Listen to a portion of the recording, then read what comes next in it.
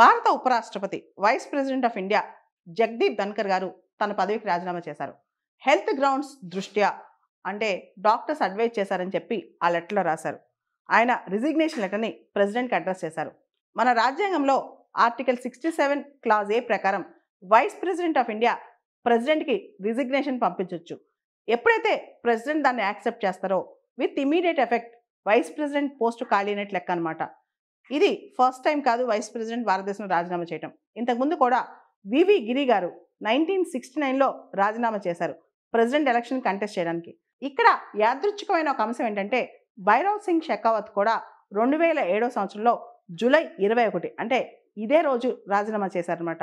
Same 2025 July 21న మళ్ళా జగదీప్ ధన్కర్ గారు రాజీనామా చేశారు. ఈ జూలై 21 అనేది వైస్ ప్రెసిడెంట్స్కి కలిసి రాలేదేమో.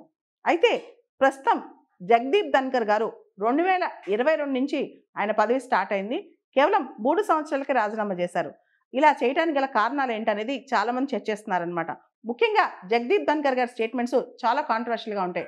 రీసెంట్గా కూడా భారత్ పాకిస్తాన్ మధ్య డొనాల్డ్ ట్రంప్ మధ్యవర్తిత్వం చేయటం ఏంటి, ఇండియా ఎవరు బ్రోకరేజ్ని యాక్సెప్ట్ చేయదు కదా అని చెప్పిన కామెంట్స్. అదేవిధంగా స్వతహాగా తన ఒక లాయర్ అనమాట.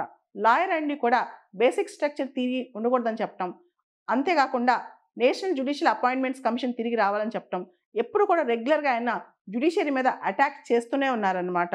దాంతోపాటు ఆయన బ్రెయిన్ డ్రైన్ గురించి మాట్లాడారు. అంటే భారతదేశం నుంచి బెస్ట్ బ్రెయిన్స్ బయటకు వెళ్ళిపోతాయని కూడా మాట్లాడారనమాట. సో వెస్ట్ బెంగాల్ గవర్నర్గా ఉన్నప్పుడు కూడా ఇంతకుముందు అంటే వైస్ ప్రెసిడెంట్ కాకముందు ఆయన వెస్ట్ బెంగాల్ గవర్నర్గా ఉన్నారు. ఆ టైంలో కూడా అక్కడున్న మమతా బెనర్జీ గవర్నమెంట్తో రెగ్యులర్గా క్లాష్లోనే ఉండేవాళ్ళు. ఆయన పార్లమెంటరీ అఫైర్స్ మినిస్టర్గా పనిచేశారు. తర్వాత అంతకుముందు రాజస్థాన్లో ఎమ్మెల్యేగా ఉన్నారు, ఎంపీగా ఉన్నారు. అండ్ ఆయన ఇంతకుముందు అంటే బీజేపీలో జారక ముందు జనతాదళ్లో, ఇండియన్ నేషనల్ కాంగ్రెస్లో కూడా పనిచేశారనమాట.